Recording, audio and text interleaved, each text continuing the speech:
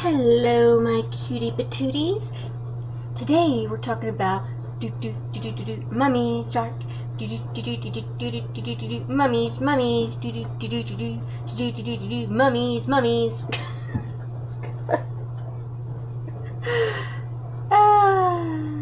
Yes, mummies. So, a mummy is a deceased human or an animal whose skin and organs have been preserved by either intentional or accidental exposure to chemicals, extreme cold or very low temperatures, humidity, or lack of air, so that the recovered body does not decay further if kept in cool and dry conditions. Now, some authorities restrict the use of the term to bodies deliberately embalmed with chemicals, but the use of the word to cover accidentally desiccated bodies goes back to at least 1615 AD. Yeah. Now, mummies of humans and animals have been found on every continent, both as a result of natural preservation through unusual conditions, as a cultural artifacts. Over 1 million, yes, 1 million animal mummies have been found in Egypt. Many, surprise, surprise, of which are cats. Many of the Egyptian animal mummies are sacred ibis. A radiocarbon dating suggest the Egyptian ibis mummies that have been analyzed were from time frame that falls between approximately 450 and 250 BC. In addition to the well-known mummies of ancient Egypt, for example, Tutankhamun and Ramesses II, and all the other ones there, which I'll probably do videos on them. If you do want me to do videos on them, comment below. Now, deliberate mummification was a feature of several ancient cultures in areas of America and Asia with very dry climates. The spirit cave mummies, which is the oldest mummies that were found of fallen Nevada in North America, were accurately dated at more than 9,400 years old. Before the discovery, the oldest known deliberate mummy was a child, one of the Chinchorro mummies, found in the Camaros Valley, Chile, which dates around 5050 BC. The oldest known natural mummified human corpse is a severed head, dated as 6,000. That's right, 6,000 years old. Found in 1936 AD. at the site named Inca Cueva number 4 in South America. The Egyptian word mummy is derived from medieval Latin mumia, a borrowing of the medieval Arabic word mumia, and from a Persian word mum,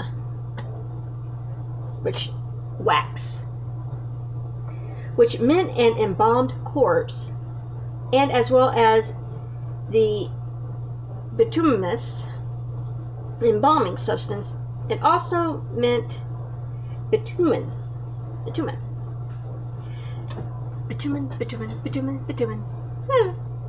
Catch you. Beat to it. Bitumen. Now, the medieval English term mummy was defined as medical preparation of the substance of mummies rather than the entire corpse, with Richard Hecalut in 1599 AD complaining that these dead bodies are the mummy which the Philistines, something like that, Philistines, and Apostathians, make sure I'm saying this right, go against our wiles, make us to swallow. These substances were defined as Mamma Mia, Mamma Mia, Mamma Mia. Now, the OED defines a mummy as the body of a human being or animal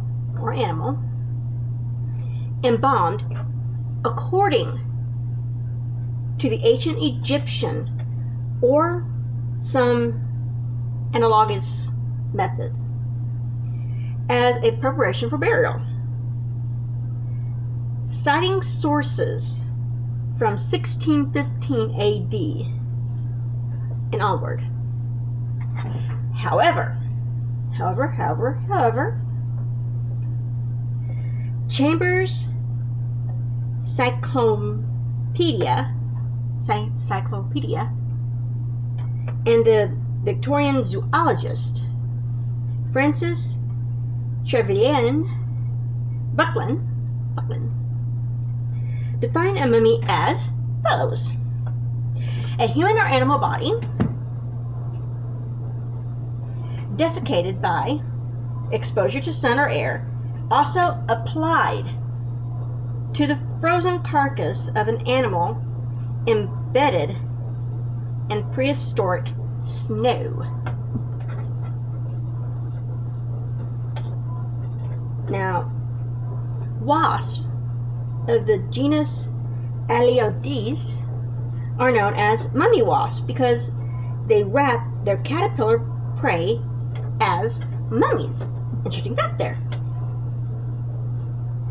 Now, while interest in the study of mummies dates as far back as Ptolemaic Greece, most structured scientific study began at the beginning of the 20th century. Prior to this, many rediscovered mummies were sold as curiosities or for use of pseudoscientific novelties such as Mamma Mia.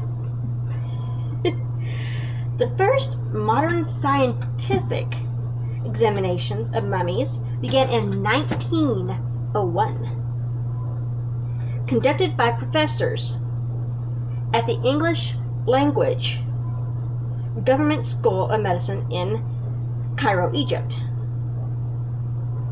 The first X-ray of a mummy came in 1903 when Professor Grafton Elliott Smith and Howard Carter used the only X-ray machine in Cairo at the time to examine the mummified body of Tutmosis, the fourth or fifth.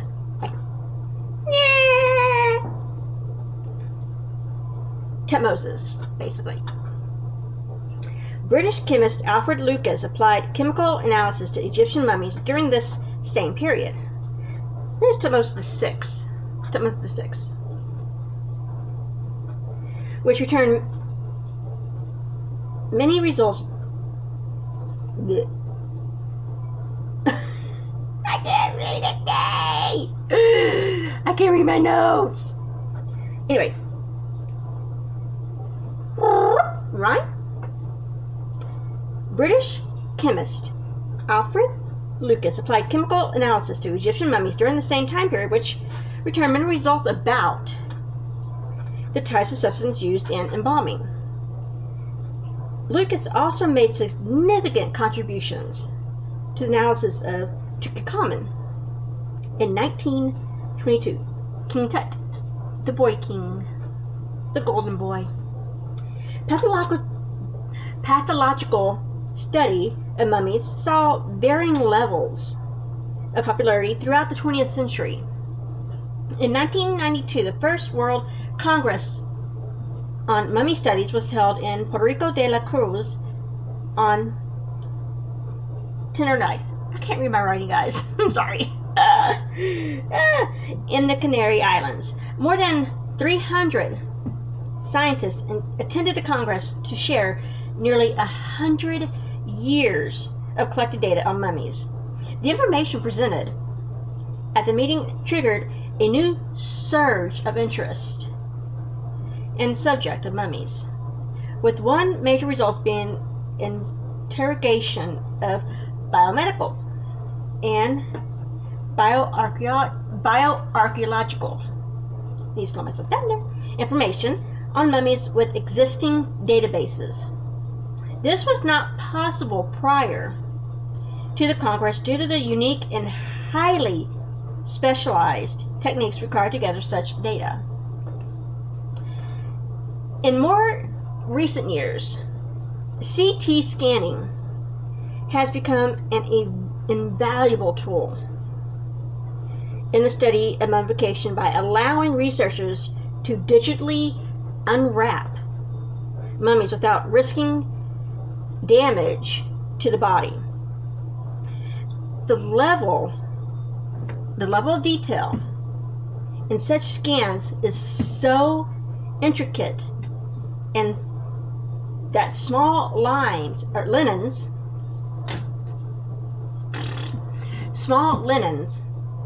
used in tiny areas such as the nostrils can be seen and be digitally reconstructed in 3D. How cool is that? Such modeling has been utilized to perform digital autopsies on mummies to determine cause of death and lifestyle, such as the case of Tutankhamun. Mummies are typically divided into one of two distinct categories: anthropogenic or spontaneous. Anthropogenic mummies were deliberately created by the living for any number of reasons, the most common being for religious purposes.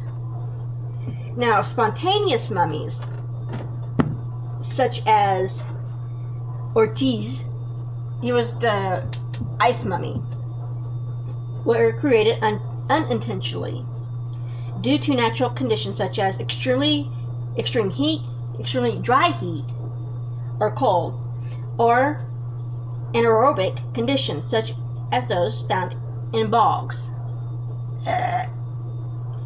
While most individual mummies exclusively belong to one category or the other, there are examples of both types being connected to a single culture, such as those from the ancient Egyptian culture and the Andine cultures of South America.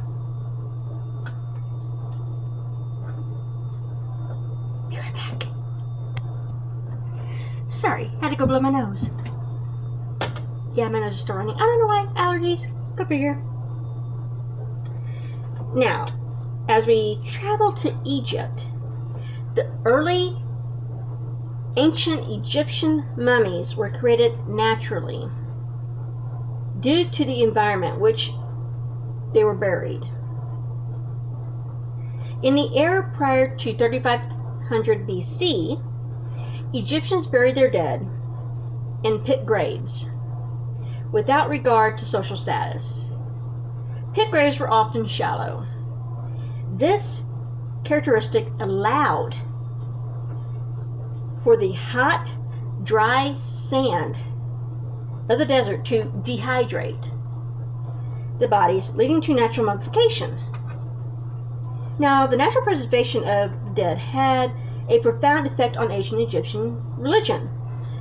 Deliberate mummification became an integral part of the rituals for the dead, beginning as early as the Second Dynasty, about 2800 BC. Now, new research of an 11-year-old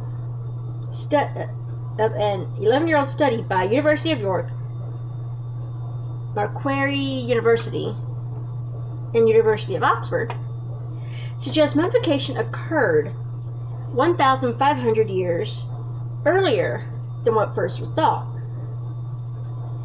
Egyptians saw the preservation of the body after death as an important step to living well in the afterlife. As Egypt gained more prosperity, burial practices became more and more of a status symbol for the wealthy as well. This cultural hierarchy led to the creation of the elaborate tombs as we see today, and more sophisticated methods of embalming. By the Fourth Dynasty, about 2600 BC, Egyptian embalmers began to achieve the mummification through a process of evisceration, followed by preserving the body in various minerals and oils. Much of this early experimentation with mummification in Egypt is unknown. The few documents that are here today that directly describe the mummification process date to the Greco-Roman period. The majority of the papyri that have survived only describe the ceremonial rituals involved in embalming, not the actual surgical process involved. A text known as the Ritual of Embalming does describe some of the practical logistics of embalming. However, there are only two known copies, and each is incomplete. With regards to mummification shown in images, there are apparently also very few. The tomb of Tj, designated TT23, is only one of two known which to show the wrapping of the mummy. That's it. Another text that was found has described the processes being used in the latter periods is Herodotus Histories. I don't know why they make these words so complicated for for me to write down for you guys. I really don't. Written in book 2 of the histories. Now, and is one of the most detailed, has the most detailed descriptions of the Egyptian mummification process, including mention of the use of natron in order to dehydrate corpses for preservation. However, these descriptions are short and fairly vague, leaving scholars to infer the majority of the techniques that were used by studying mummies that have been unearthed. By utilizing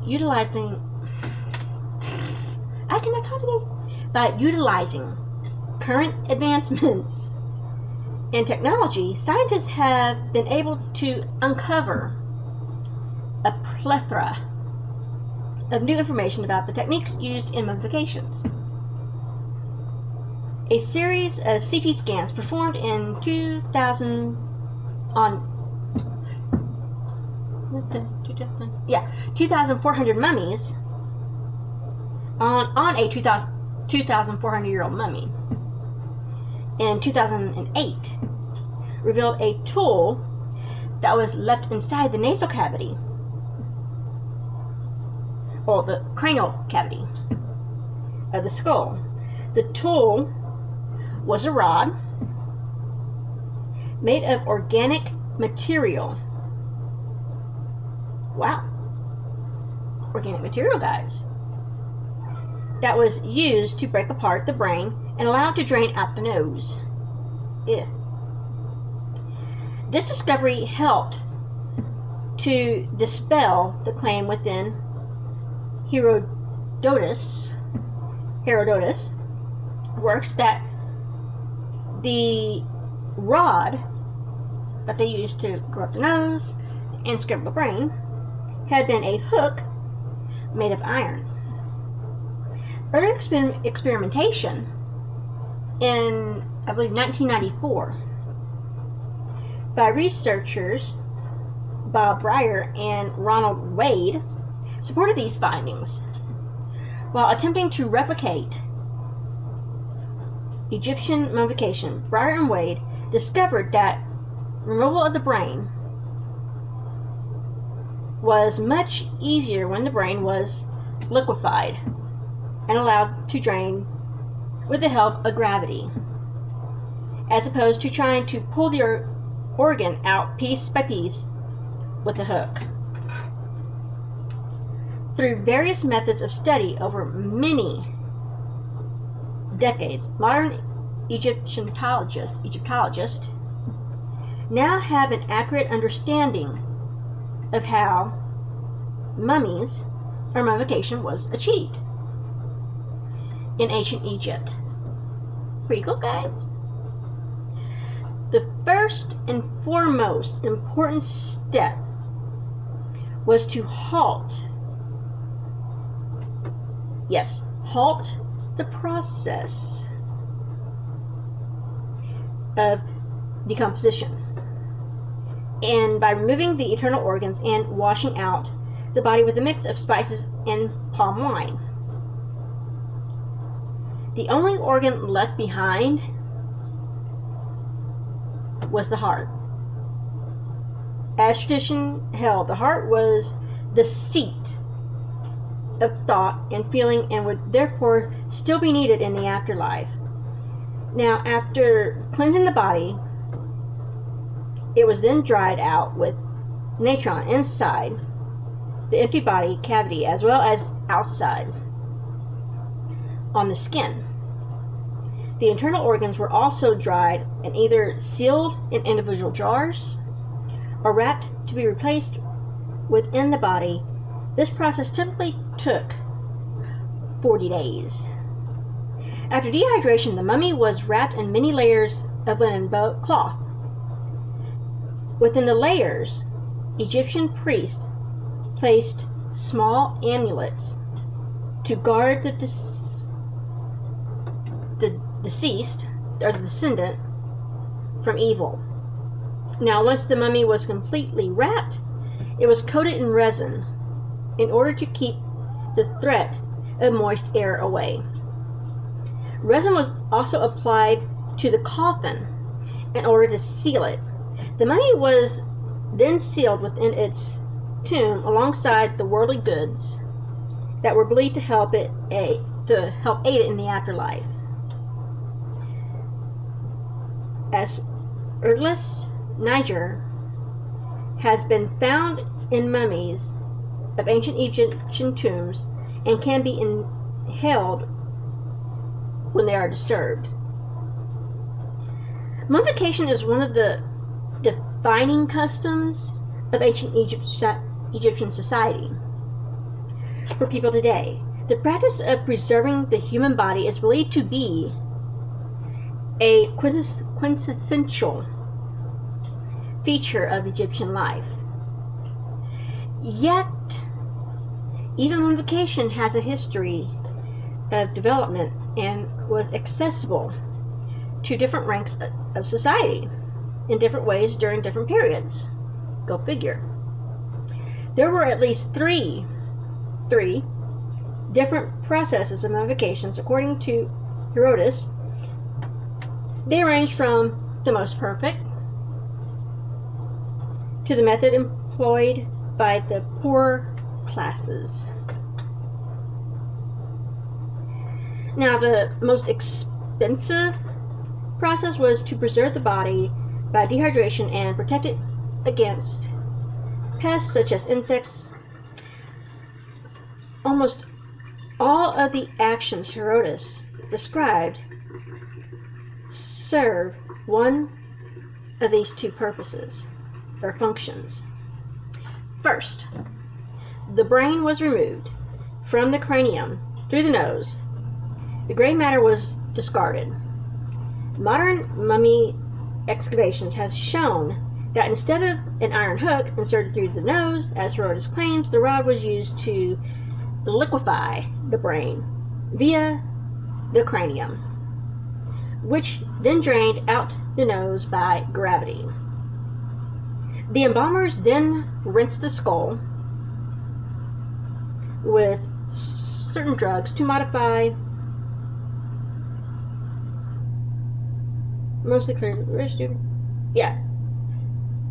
certain drugs to mostly that cleaned any residue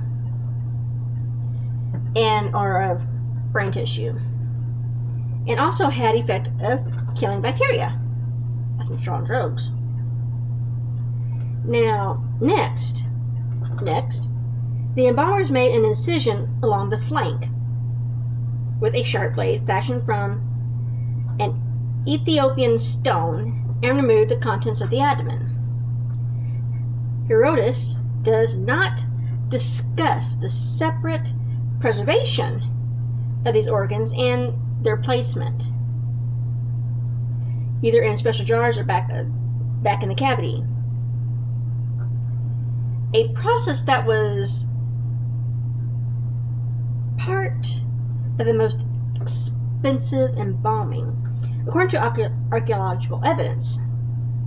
Now, the abdominal cavity was then rinsed with palm wine and then an infusion of crushed, fragrant herbs and spices.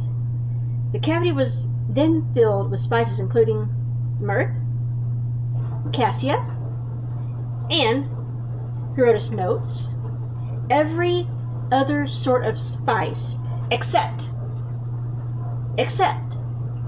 frankincense, also to preserve the person. The body was further dehydrated by placing it in natron, a naturally occurring salt. Natron is a salt. For 70 days. Herodotus insists that the body did not stay in the natron no longer than the 70 days. Any shorter time and the body is not completely dehydrated. Any longer, and the body is too stiff to move into position for wrapping. The embalmers then wash the body again and wrap it with linen bandages. The bandages were covered with a gum that modern researchers have shown is both waterproofing agent and an antimicrobial agent. At this point, the body was given back to the family. These perfect mummies were then placed in wooden cases that were human-shaped. Richer people placed these wooden cases in a stone sarcophagi that provided further protection. The family placed the sarcophagus in the tomb upright against the wall, according to Herodotus. Now, if you want to avoid the expenses, the second process that Herodotus describes was used by the middle class people, or people who wish to avoid the expenses. In this method, an oil derived of cedar trees was injected with a syringe into the abdomen. A rectal plug prevented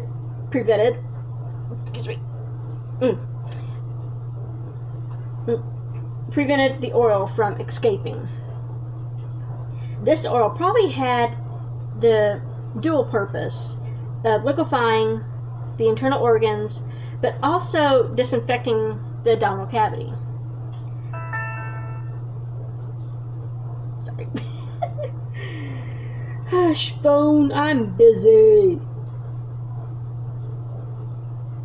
Now, the family avoided this expense of canopic jars that, the jars that they put the organs in, and separate preservation. So that helped the family out with that expense. The body was then placed in natron for 70 days. And at the end of this time, the body was removed, and the cedar oil, now containing the liquefied organs, was drained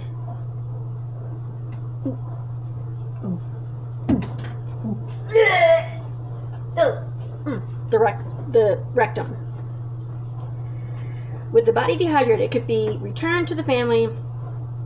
Sorry, got a little sick there. From the family. Herodotus does not describe the process of burial of such mummies, but they were perhaps placed in a shaft tomb. Poor people used coffins fashioned from terracotta. Now, the third and least expensive method of the embalmer's offer was to clear the intestines with an unnamed liquid injected as an enema. The body was then placed in natron for 70 days, then returned to the family. Herodotus gives no further details. Now, in Christian tradition, some bodies of saints are naturally conserved and venerated. So I hope you guys enjoyed this video. If you want more videos like this of other mummies, I can do that. Leave comments below. Hit that like button for this video. If you have not already subscribed, hit that subscribe button and hit that notification bell so you don't miss a video at any time. I love you guys. Smooches and hugs.